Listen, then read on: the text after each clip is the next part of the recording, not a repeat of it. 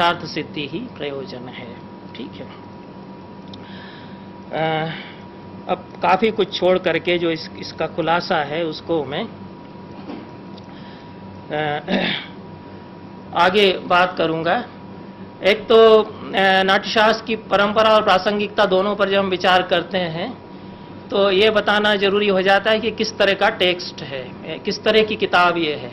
तो ऐसी किताब नहीं है कि इसको कलम उठा करके लिख दिया किसी एक आदमी ने, ऐसी किताब नहीं है कि इसको डिक्टेट करा दिया, जैसे व्यास जी ने पूरा महाभारत गणेश जी को बुला के बिठाया कि हम बोलते जाते हैं तुम लिखते जाओ, तो पूरा 1 लाख श्लोकों का लिख गया। या जो उस पर विवाद हो कि पहले 8,000 का लिख दिया होगा उन्होंने, फिर 24,000 हो गए, फिर 1 लाख हो गए, लेकिन डिक्टेट कराया, ये तो मतलब ये उस तरह का ग्रंथ भी नहीं है, ये अलग तरह का ग्रंथ है। शायद इसको प्रोक्त ग्रंथ कह सकते हैं कि कहा गया है और सुना गया है। इसकी रचना इस तरह से हुई है। तो रचना इसकी इस तरह से हुई कि भरत मुनि थे, जो भरत मुनि स्वयं बताते हैं, वो कहते हैं कि मैं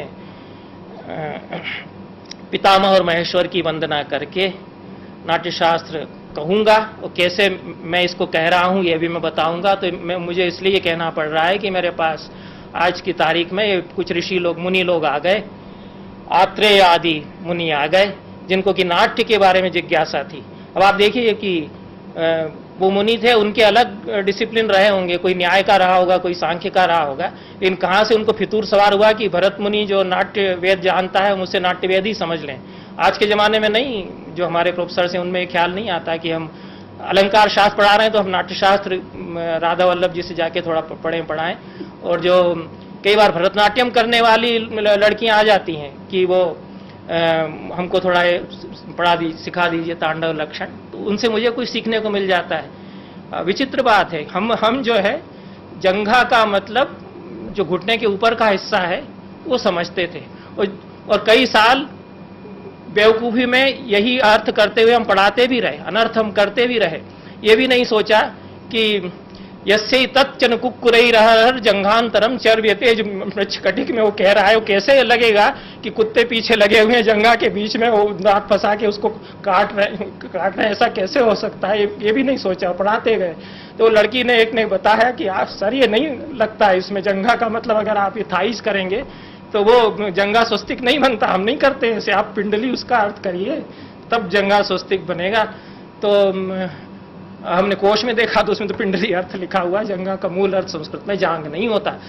तो वो लोग आते हैं क्योंकि नाट्यशास्त्र की प्रासंगिकता उनके लिए है, जो परफॉर्मर्स हैं उनके लिए। भरत मुनि ने तो नटों के लिए लिखा था मूलतः, बाकी लोगों के लिए भी नहीं तो आत्रेय आदि मुनि काय को समझने आ जाते, जब उनको लगा कि ये तो ऐसा वेद है कि इसको हम सांख्य वाले, हम मीमांसा वाले, हम वेद वाले, हमको भी कुछ भरत मुनि से सीखना चाहिए। तो वो लोग आए, उन्होंने 5 सवाल पूछे।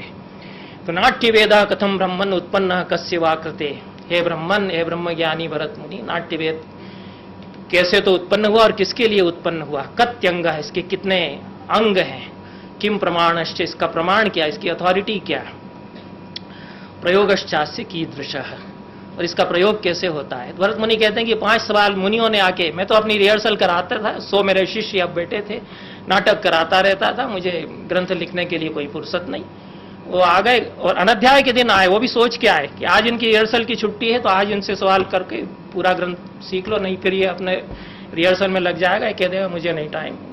तो अनध्याय के दिन जब उन्होंने छुट्टी कर रखी थी रिहर्सल की, उनके जो बच्चे अच्छे थे, कोहल आदि मुनि उनके बाद में बड़े भारी नाट्यशास्त्र के आचार्य हुए, शांडिल्य, कोहल, दत्तिल, ये सब नाम आते हैं उनमें, जिनके की दत्तिलम संगीत शास्त्र का ग्रंथ है, कोहल का कोहलीय नाट्यशास्त्र था, वो भी गुम हो चुका है, बहुत बड़ा नाट्यशास्त्र था जिसमें उन्होंने लोकनाट्यों पर बहुत विस्तार से कहा था। भरत मुनि ने कहा कि जो मुझसे छूट गया है मेरा शिष्य कोहल करेगा, क्योंकि मैंने तो जो उदात्त रूपक हैं उन्हीं के बारे में कहा, जो उपरूपक हैं उनके बारे में मैंने नहीं कहा, ये कोहल बताएगा। तो कोहल ने नाट्यशास्त्र लिखा था, वो तो लुप्त हो गया।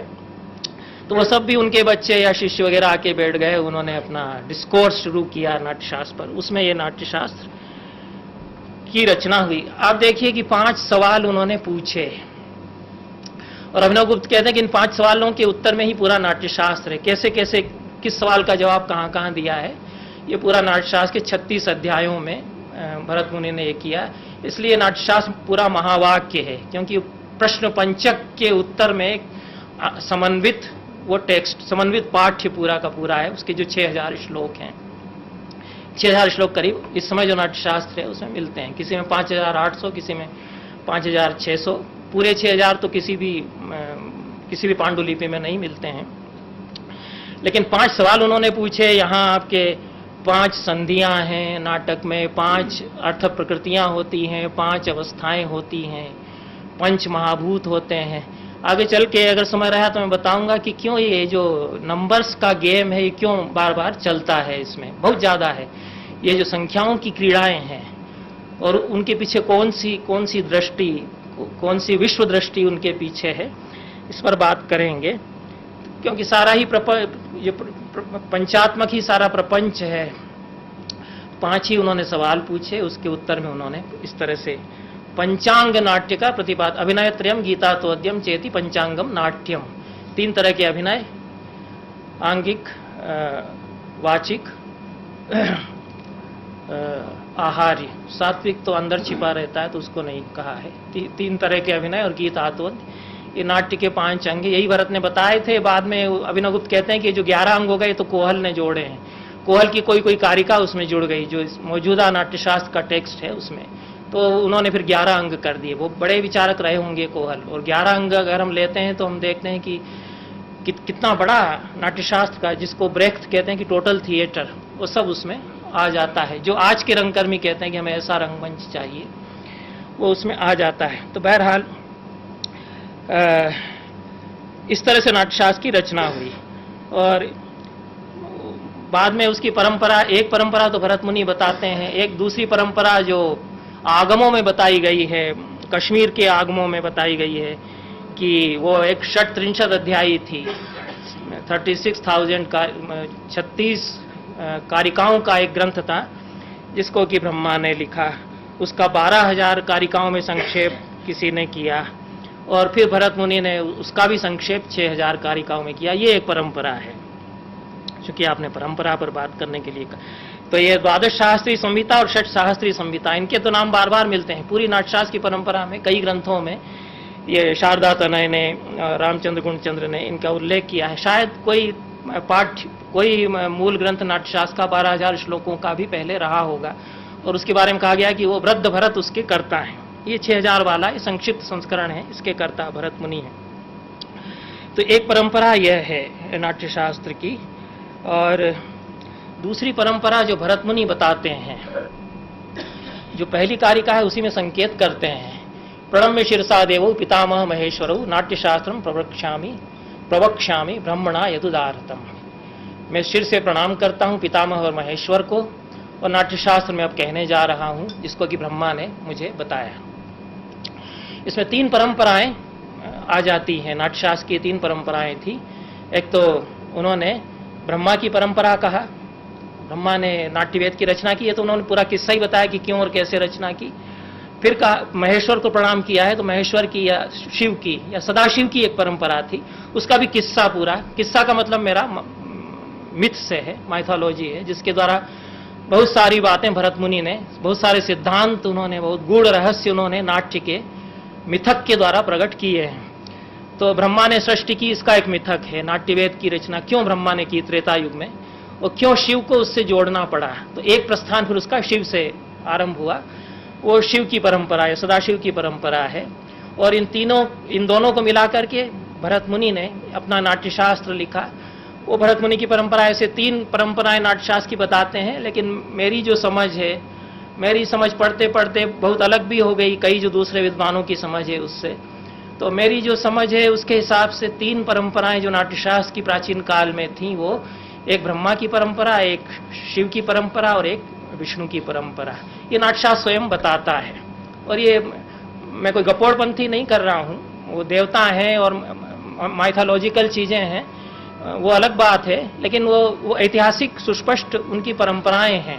वो नाट्यशास्त्र हमको बताता है कि कैसे वो परंपराएं बनती हैं। तो मिथक जरूर उसमें आ जाते हैं, लेकिन उसके जो लॉजिस्टिक्स हैं वो नाट्यशास्त्र में है। भरत मुनि इन तीनों को जानते हैं कि ब्रह्मा ने नाट्यवेद की रचना क्यों की, क्योंकि त्रेता युग में जब ईर्ष्या द्वेष से सम्मूढ़ हो गए लोग, और लोके सुखित दुखिते, सुखी दुखी बहुत ज्यादा प्रपंचों में रहने लगे, और देवताओं ने कहा कि ये तो संसार बड़ा गड़बड़ा रहा है पूरा, जैसे उत्तराखंड में इस समय सब गड़बड़ हो गया, उस तरह का सब दुनिया अस्त व्यस्त हो गई है, तो क्या किया जाए। न वेद व्यवहारो यम संश्राव्य शूद्र जातिषु तस्मात् सजा परम वेदम पंचमम सार्ववर्णिकम। ब्रह्मा के पास उन्होंने जाके कहा कि स्त्रियों और शूद्रों के लिए वेद नहीं रह गया, तो अब पांचवें वेद की जरूरत है, आप पांचवां वेद रचिए जो कि सार्ववर्णिक होगा, सब वर्णों के लिए होगा। ये तो ब्राह्मण लोग दबा के रख गए चारों वेद, तो ये इनके लिए नहीं रह गए। एक जमाने में रहे होंगे, क्योंकि शूद्र मुनि तो दृष्टा सीयर्स हुए ही हैं शूद्रों में। ऐत्रेय महिदास तो शूद्र थे, उन्होंने ऐत्रेय ब्राह्मण लिखा। बहरहाल तो ब्रह्मा ने फिर नाट्य वेद की रचना की। उन्होंने कहा कि नाट्याख्यम पंचमम वेदम सेतिहासम करोम्यहम, मैं अब नाट्य नामक पांचवें वेद की सृष्टि करता हूं, जो कि सेतिहास है, मतलब इतिहास सहित है।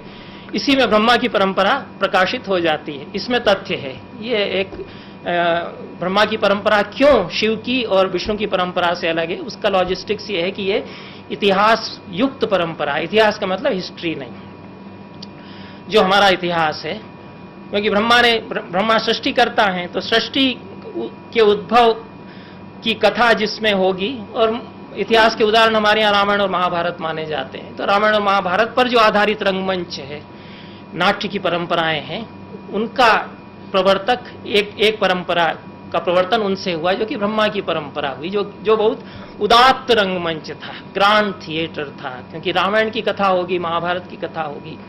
भरत मुनि ने तो खुद ही इसी तरह के नाटक किए। वो कहते हैं कि मैंने सबसे पहले तो समुद्र मंथन समौकार किया, फिर त्रिपुरदाह डिम किया। ये बड़ी ग्रांड नैरेटिव्स हैं, महान महाख्यान हैं, उन पर वो नाटक कर रहे हैं। वो स्वयं ब्रह्मा की परंपरा, क्योंकि मैंने तो ब्रह्मा से लिया, वो खुद कहते ही हैं।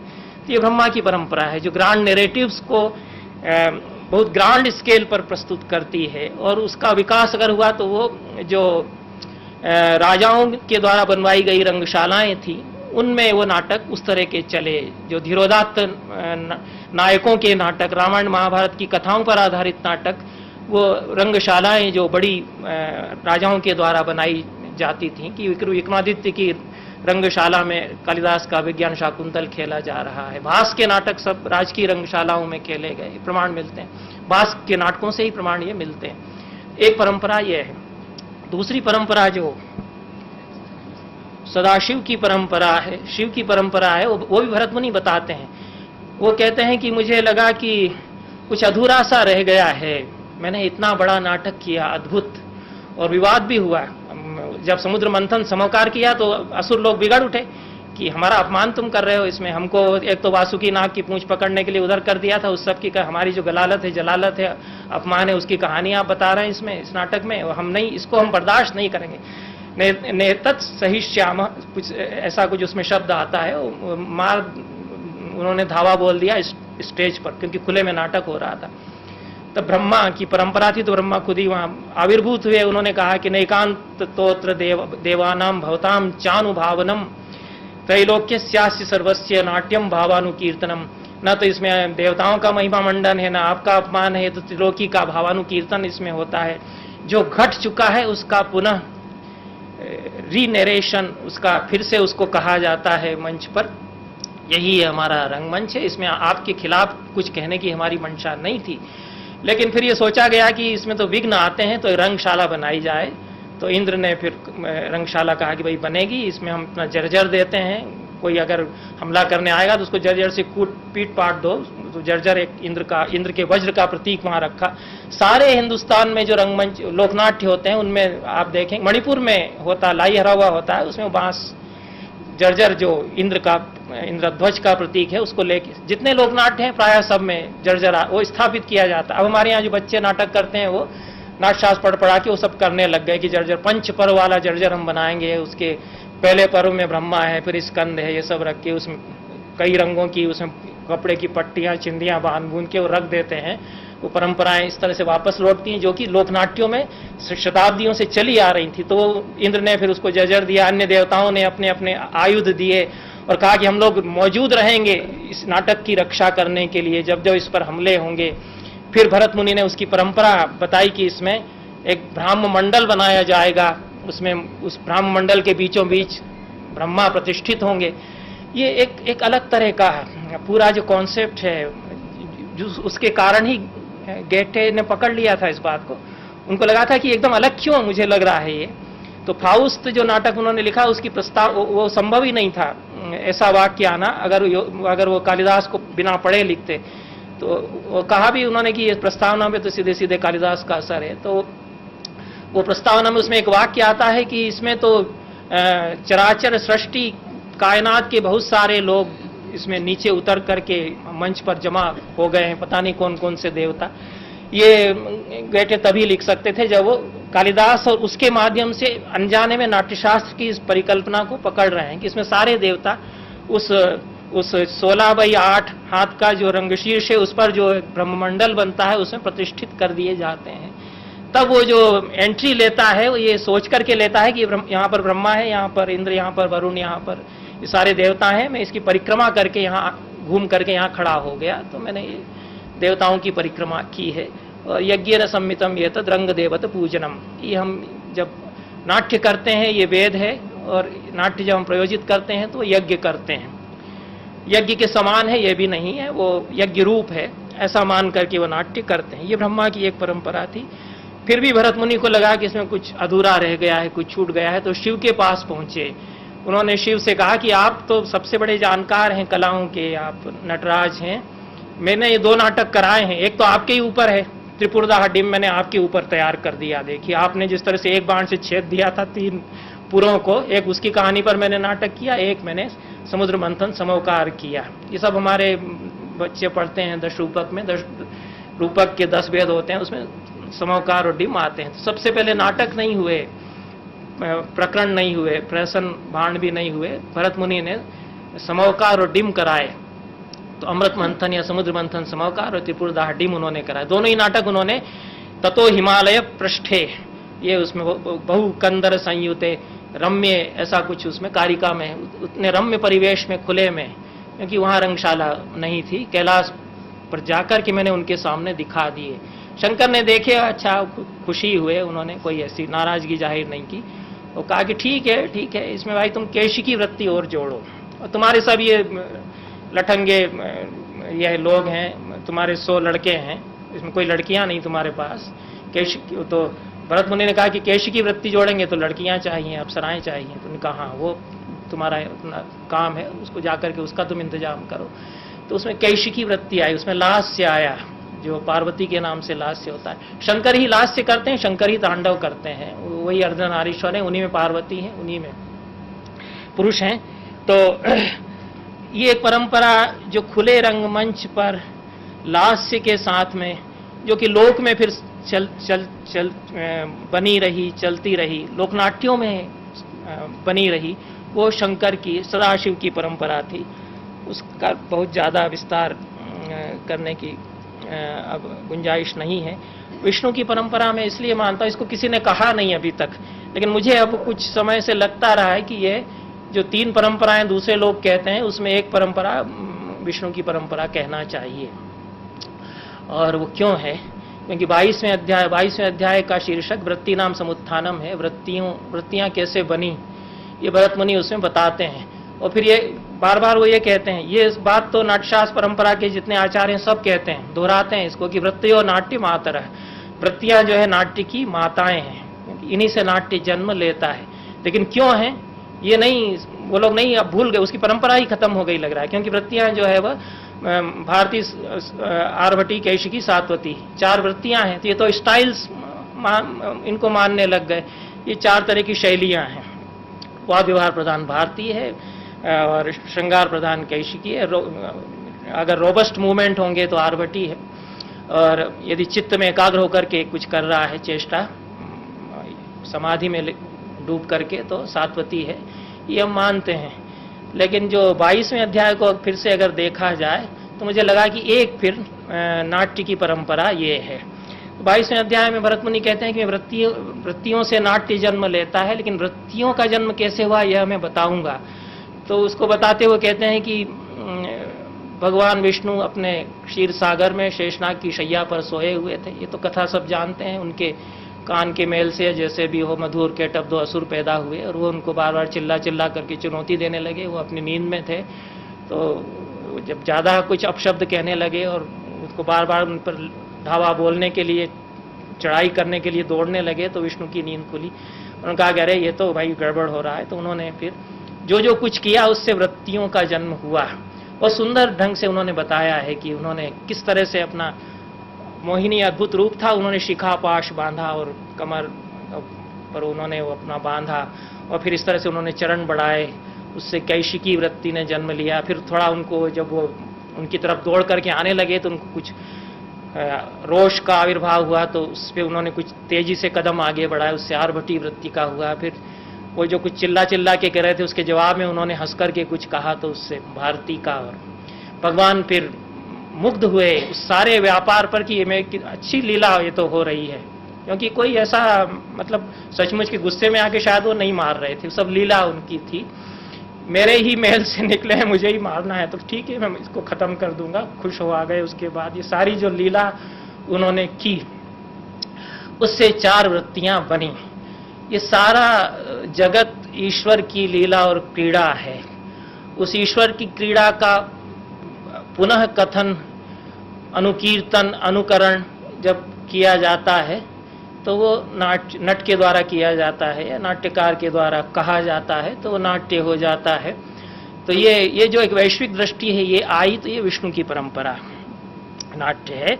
ये परंपरा प्रतिफलित हुई विशेष रूप से जो मंदिरों में नाटक होते थे। इसलिए अगर फिजिकली देखना हो कि मैं क्यों 3 परंपराएं कह रहा हूं, तो उसके भौतिक जगत